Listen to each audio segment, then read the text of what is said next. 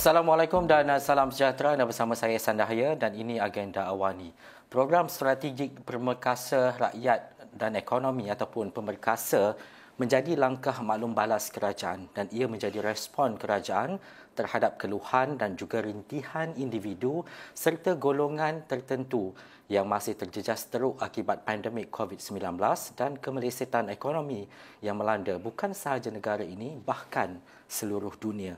Ada yang mengutarakan persoalan bagaimana kerajaan mampu berterusan melancarkan pakej rangsangan seperti Pemerkasa ini kerana ia membabitkan komitmen keuangan yang tinggi. Jadi kita nak melihat kepada perjalanan Pemerkasa dan inisiatif-inisiatif kerajaan sebelum ini. Bersama-sama saya ketika ini adalah Pengarah Pejabat Belanjawan Negara Kementerian Keuangan Malaysia, Datuk Johan Mahmud Marikan di studio. Assalamualaikum Datuk. Waalaikumsalam. Baik, terima kasih Datuk. Lama saya tidak berjumpa dengan Datuk, tetapi ada sahaja perancangan dan juga inisiatif yang diperkenalkan kerajaan, terutamanya ketika kita berdepan dengan pandemik COVID-19. Itu perkara-perkara yang ditunggu oleh rakyat khususnya. Tetapi untuk kita melihat secara keseluruhan perjalanan Pemerkasa selepas ia diumumkan oleh Perdana Menteri Tan Sri Muhyiddin Yassin, bagaimana ketika ini dan bagaimana peranannya memberi impak yang sangat baik kepada rakyat. Okay, terima kasih Ihsan kerana mengundang saya pada hari ini. Mungkin saya perlu jelaskan dahulu konteks penyediaan program Pemerkasa. Sebab bila kerajaan telah menyediakan Belanjawan 2021, kita tidak menjangkakan keperluannya untuk satu lagi PKP. Dan dengan itu Pemerkasa disediakan sebagai untuk membantu daripada peralihan negara muncul daripada PKP untuk kembali kepada norma baru dari segi balik kepada kehidupan dan ekonomi yang berjalan lancar. So dalam konteks tersebut Pemerkasa ada 4 fokus utama lah. Yang satunya dari konteks pengawalan penularan COVID-19. So, dengan itu penumpuannya ialah kepada program imunisasi supaya dipertingkatkan, diawalkan, disegerakan dari segi supaya dapatkan dari segi imunisasi kelompok sebelum hujung tahun dan juga untuk memastikan bahawa selanjutnya kerajaan tidak akan melaksanakan lagi PKP secara menyeluruh, membolehkan ekonomi berjalan lancar untuk tahun ini. Itu fokus utama. Fokus pertama. Fokus keduanya ialah untuk memacu pemulihan ekonomi. Dan dengan itu Pemerkasa juga memberi penekanan kepada menyegerakan projek kerajaan dengan tumpuan pada projek kecil supaya untuk menggerakkan aktiviti ekonomi di peringkat akar umbi dan pada masa yang sama membantu perniagaan yang masih terjejas seperti dalam sektor pelancongan. Tumpuan ataupun fokus ketiga ialah untuk memperkukuh daya saing negara dan sebagai peralihan daripada PKP, ekonomi dah mula pulih. Sekarang tumpuannya juga pada bagaimana kita nak tingkatkan daya saing dari segi menggalakkan pelaburan, menggalakkan dari segi perdagangan ekspor dan juga dari segi agenda digitalisasi dan otomasi seperti mana yang telah dilancarkan oleh Yang Berhormat Perdana Menteri dalam My Digital. Dan akhirnya dari segi fokus keempat adalah masih pada memastikan agenda keterangkuman, tetapi dalam konteks keluar daripada PKP, isu utamanya ialah masih kepada mereka yang masih terjejas. Mungkin seperti perniagaan kecil yang tidak dapat beroperasi semasa PKP dan juga bagi individu ataupun isi rumah yang mungkin kehilangan pendapatan dan juga kehilangan pekerjaan lah. So itulah dari segi 4 fokus Pemerkasa yang dirangkakan langkah-langkah yang berjumlah 20 bilion. Inilah sebagai satu kesinambungan dan penyokong kepada Belanjawan 2021 yang juga turut dalam tempoh pelaksanaan. Datuk, 20 bilion ringgit dengan 20 inisiatif yang diperkenalkan. Kita nak melihat kepada mungkin apabila kita menerima bantuan, inisiatif yang diperkenalkan kerajaan, ia memberi impak yang baik kepada rakyat khususnya. Tetapi bila kita memberi sesuatu yang besar, kita juga mengharapkan dan juga kita perlu menerima perolehan yang besar juga untuk menampung belanjawan contohnya, inisiatif yang diperkenalkan dan sebagainya. Bagaimana kerajaan dan juga di pihak Datuk mengimbangkan perkara ini supaya lebihan ataupun perkara yang kita beri itu kita mendapat pulangan yang baik pula untuk kerajaan ini? Okay. Tapi yang pertamanya ialah bila krisis COVID melanda negara. Dan ini bermula daripada tahun lepas, tahun 2020. Sepatutnya kalau mengikut belanjawan 2020 yang telah dilancarkan awalnya ialah supaya dari segi defisit kerajaan akan dikurangkan ke bawah 4%. Tapi kerajaan mengambil langkah berani mengutamakan rakyat dan juga kelangsungan perniagaan, bersetuju untuk membenarkan defisit meningkat, dan defisit untuk tahun 2020 meningkat kepada tahap 6.2%. Itu tertinggi dalam tempoh terdekat, mengambil kira keperluan untuk membiayai langkah-langkah untuk membantu rakyat dan juga bantu syarikat yang terjejas. Dan dengan keadaan terkini di mana penularan kes COVID pada awal tahun, kerajaan juga terpaksa mengubah strategi. Pada awalnya juga belanjawan 2021 yang telah dibentangkan oleh Yang Berhormat Menteri Kewangan pada bulan November. Pada masa itu pihak kami mensasarkan kita dapat melaksanakan sedikit konsolidasi untuk mengurangkan defisit pada 5.4%. Tapi dengan keadaan terkini, dan itulah satu situasi yang sangat dinamik dengan COVID, dan kerajaan terpaksa mengolah balik untuk membenarkan defisit sampai ke 6% kerana keutamaannya masih untuk kerajaan untuk memastikan keselamatan dan kesihatan penduduk, rakyat, dan pada masa yang sama memastikan bahawa mereka yang terjejas tetap dibantu. So yang tu akan tetap keutamaan kerajaan. Tapi pada masa yang sama, sebagai satu kerajaan yang bertanggungjawab, perlu juga diimbangi. Dengan itu, walaupun dibenarkan belanja lebih daripada apa yang pada awalnya dirancang di bawah belanjawan 2021, tapi kita masih menunjukkan komitmen pada mengurangkan defisit daripada 6.2% kepada 6% seperti mana yang diumumkan oleh Yang Berhormat Menteri Kewangan. So itulah satu keseimbangan yang perlu dibuatlah. Dan juga Datuk menyatakan tadi fokus utama adalah berkaitan dengan peruntukan imunisasi.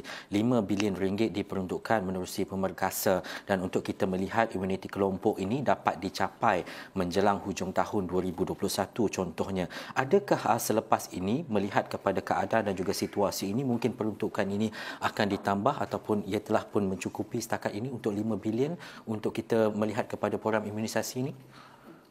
Dalam belanjawan 2021, pada awalnya pihak kerajaan telah menganggarkan keperluan sebanyak 3 bilion untuk pembelian vaksin. Tetapi terutamanya dalam mengambil kira penularan yang berlaku pada awal tahun ini, kerajaan pun mengambil berat bahawa adalah sangat kritikal pelaksanaan program imunisasi, sebab selagi negara dan rakyat tidak mencapai dari segi imunisasi kelompok, kita takkan dapat dari segi meneruskan segi kehidupan harian, dari segi merentas negeri dan sebagainya. So adalah sangat kritikal. So pada fasa pertama di mana kerajaan telah melaksanakan imunisasi terutamanya untuk barisan hadapan kesihatan dan juga agensi penguatkuasa, ia masih bergantung terutamanya dari segi pelaksanaan ataupun pemberian vaksin melalui hospital kerajaan dan juga dari segi menggunakan penjawat ataupun pegawai kesihatan kerajaan. Tapi mengambil kira pentingnya pelaksanaan program imunisasi untuk memastikan imunisasi berkelompok, supaya dengan itu dalam pemerkasa telah ditingkatkan keperluan peruntukannya daripada 3 bilion hingga ke 5 bilion, dan juga diawalkan sasaran untuk mencapai imunisasi berkelompok sehingga ke hujung tahun ini. Ini dibuat dengan menambahkan peruntukan untuk membeli lebih vaksin.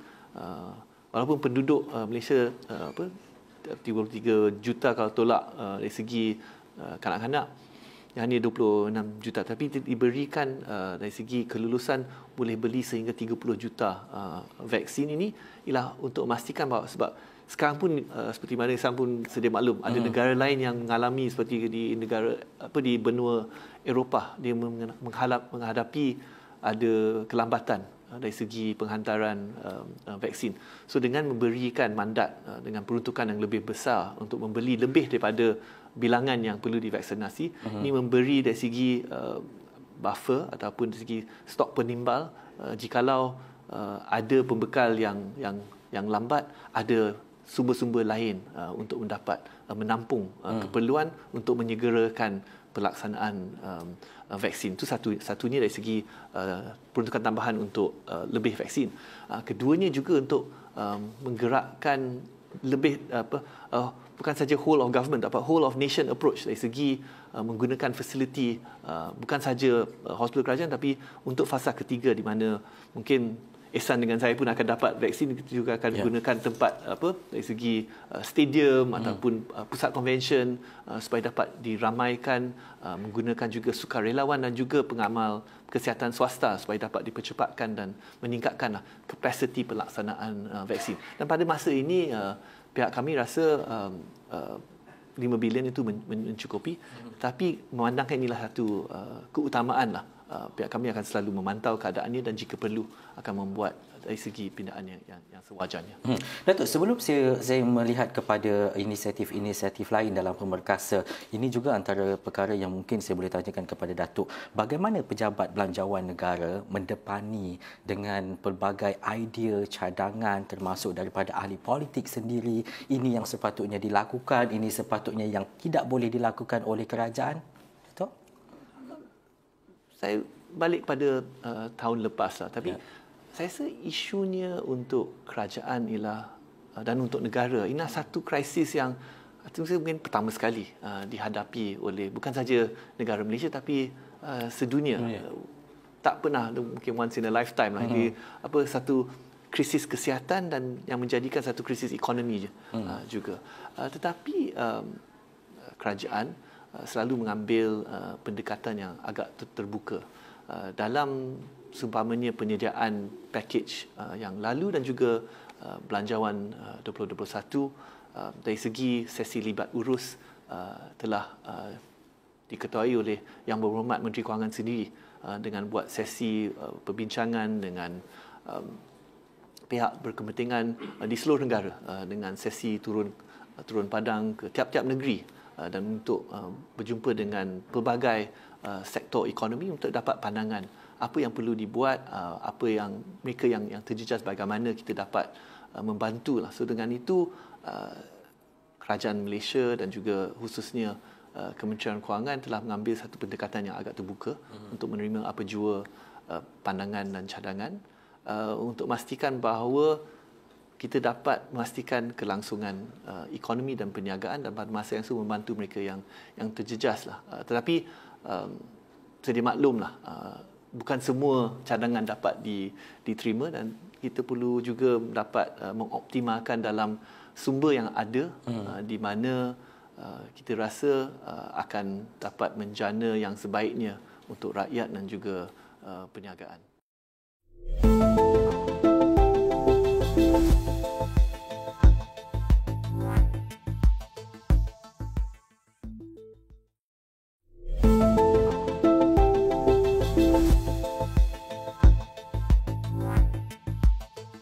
Melihat kepada perkara yang popular, bila diumumkan sesuatu oleh kerajaan, oleh Perdana Menteri khususnya, rakyat dan juga masyarakat nak tahu apa yang terus sampai kepada mereka. Bila kita cakap berkaitan dengan kos sara hidup, berkaitan dengan peluang dan juga kehilangan pekerjaan, ini antara perkara-perkara yang paling popular dalam pemerkasa dan menerusi inisiatif-inisiatif terdahulu, pastinya perkara ini banyak diterapkan. Menerusi pemerkasa ini, bagaimana untuk Datuk boleh katakan bahawa ia mampu memperkasakan kepada mereka yang mungkin kehilangan pekerjaan, yang mungkin terkesan teruk akibat COVID-19 dan juga mungkin mendapat sedikit bantuan dan juga pulangan daripada apa yang diberikan oleh kerajaan ini?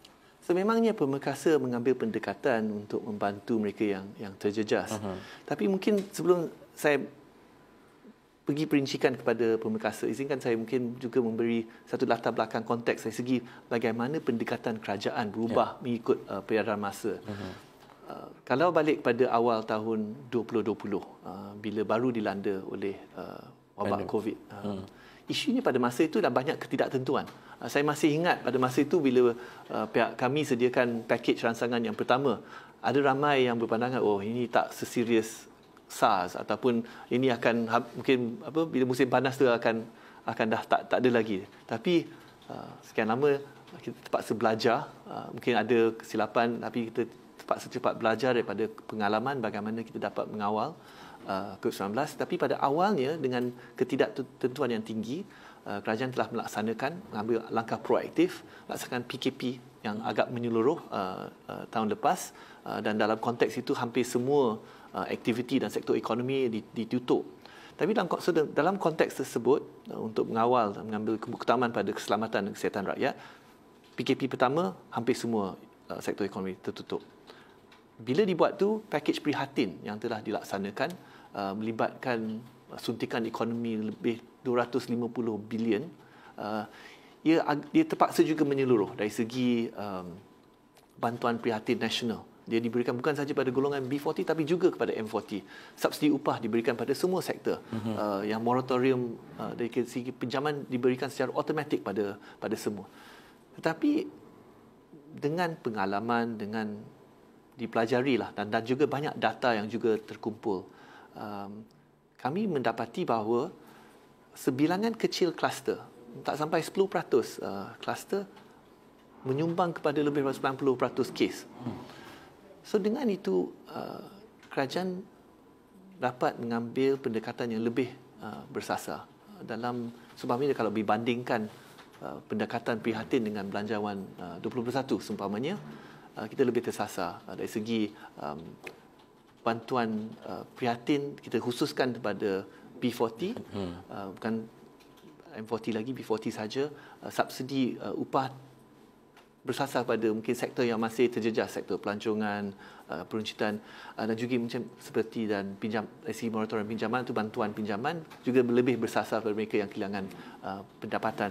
Dan pendekatan ini yang supaya lebih tersasar pada hanya mereka yang terjejas juga disambung dalam permekasa, di mana PKP pun berbanding dengan PKP tahun 2021 banding dengan tahun 2020, bukan semua sektor tutup. Kita pastikan bahawa semua sektor ekonomi utama dibiarkan beroperasi supaya tidak menjejaskan dari segi mengurangkan kehilangan pekerjaan. Dan pada masa ini, langkah ke depan, kita memastikan bahawa menandangkan kes hanya kluster tertentu saja akan menyebabkan bilangan kes besar, kita nak pastikan bahawa kita tidak akan lagi melaksanakan PKP secara menyeluruh. Kita akan lebih bersasar. Jika terdapat kemunculan satu kluster, kita akan EMCO ataupun lebih ketat pada hanya kluster tersebut, tetapi persekitarannya masih dapat berlangsung, dan segi kehidupan keharian, aktiviti ekonomi inilah pentinglah supaya sektor swasta dapat membuat perancangan dari segi pelaburan dan juga pengambilan pekerja. Supaya inilah sangat penting kita laksanakan strategi ini supaya membenarkan sektor ekonomi terus terbuka. Kita dapat mengurangkan mungkin isu kehilangan pendapatan ataupun kehilangan pekerjaan, supaya memastikan bahawa negara dapat pulih secepat mungkin. Datuk, kalau dulu setiap tahun kita nak menunggu pembentangan belanjawan contohnya, tetapi di peringkat pejabat belanjawan negara akan bekerja setiap hari untuk kita tahu apa belanjawan kita di hujung tahun contohnya. Tetapi berbeza untuk setahun ini apabila setiap hari mungkin digandakan tempohnya berhari-hari untuk mencari satu mekanisme terbaik. Ini belanjawan yang perlu diperuntukkan. Mungkin kalau saya nak tanya Datuk, mungkin perbezaanlah ketika dulu belanjawan yang diadakan setiap tahun, tetapi ketika kita berdepan dengan situasi pandemik ini, bagaimana tugas Datuk, bagaimana tugas dengan rakan Datuk dalam tim belanjawan setakat hari ini? Saya rasa mungkin sesibuk saya dan rakan-rakan di Kementerian Kewangan, saya rasa rakan-rakan di Kementerian Kesihatan lebih berat dari segi tugas mereka untuk menyelamatkan nyawa dan juga kesihatan negara. Tetapi betul, kebiasaannya hanya sekali setahun tumpuan ini kepada belanjawan 2021, dan kalau diambil kira dalam satu tahun ini 6 pakej telah diumumkan selain daripada belanjawan 2021. Saya rasa ini menunjukkan bahawa kerajaan sentiasa mengambil sikap proaktif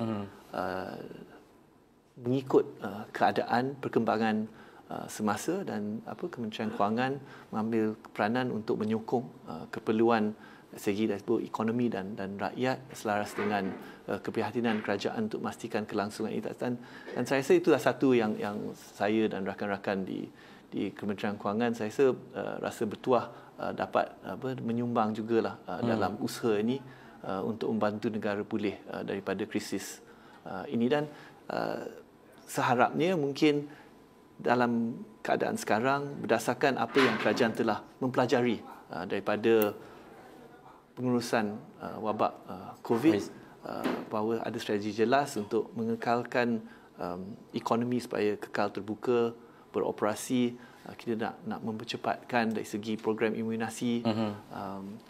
Dan dengan strategi ini diharapkanlah dia tak akan perlu lebih-lebih lagi package-package lagi.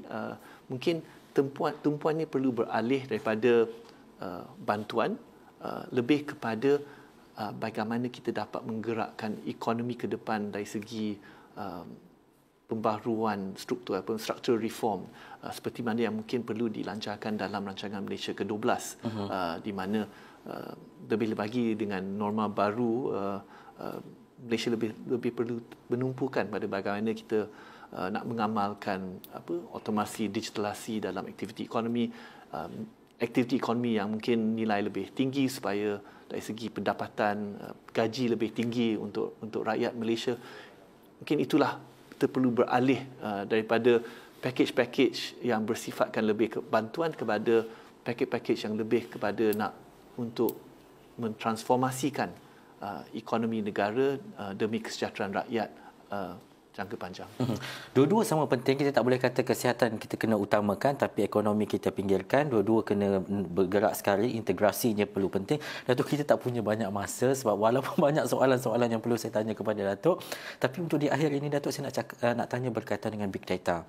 Okey, kita tahu contohnya LHDN mempunyai data yang besar juga untuk melibatkan pencarum dan sebagainya, tetapi bagaimana untuk di peringkat Datuk, Kementerian Kewangan khususnya mengumpul data-data ini untuk memastikan bahawa segalanya berjalan lancar dari segi bantuan, dari segi capaian, dari segi makluman dan sebagainya? Ini satu aspek yang sangat penting, Ihsan, sebab salah satu daripada maklum balas yang diterima dalam melaksanakan package setakat ni ialah mereka yang memberi maklum balas mereka tidak terima, tidak tahu. Dan sebagai satu pendekatan yang dibuat oleh kerajaan dan juga Kementerian Kewangan, bagaimana kita nak memudahkan proses penyaluran bantuan.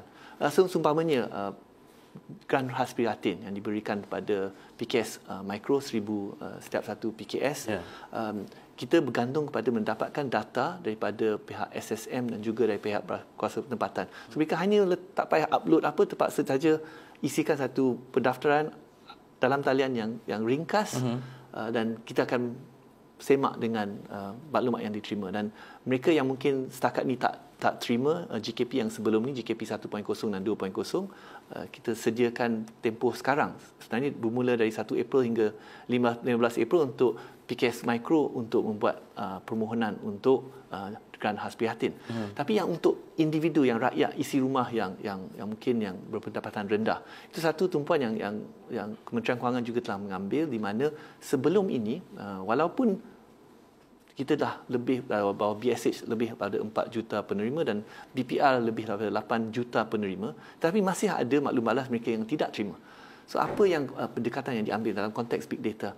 Dulunya kita bergantung kepada pendaftaran daripada individu. Dia mesti memohon. Tapi kita mengambil tahu bahawa sebenarnya ada banyak lagi agensi yang juga berurusan dengan golongan rentan ataupun golongan terjejas.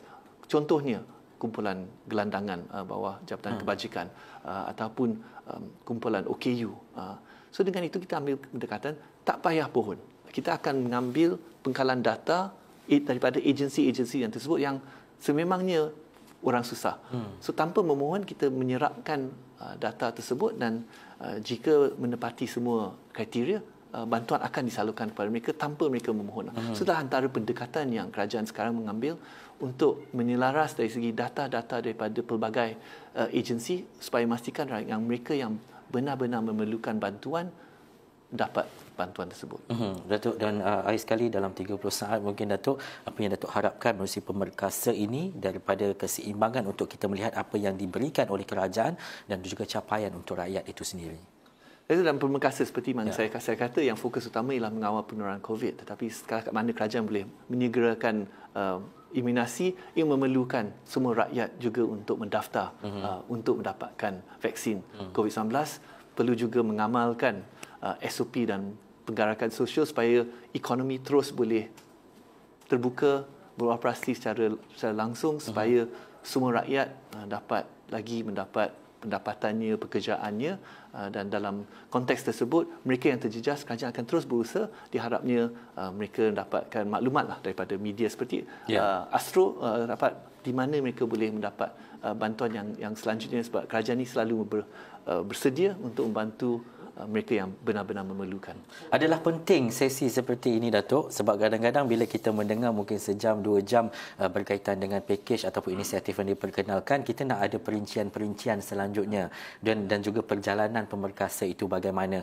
Tapi untuk kita mengingatkan kembali kepada golongan-golongan rentan, golongan-golongan yang memerlukan, untuk sama-sama mengambil tahu berkaitan dengan inisiatif yang telah pun diperkenalkan oleh kerajaan, bukan sahaja menerusi belanjawan yang diumumkan setiap tahun. Baik, terima kasih sekali lagi saya ucapkan kepada Pengarah Pejabat Belanjawan Negara Kementerian Kewangan Malaysia, Datuk Johan Mahmud Marikan, atas diskusi itu tadi. Itu sahaja waktu yang kita ada dalam agenda awal ini. Saya Ehsan Dahaya. Assalamualaikum dan jumpa lagi.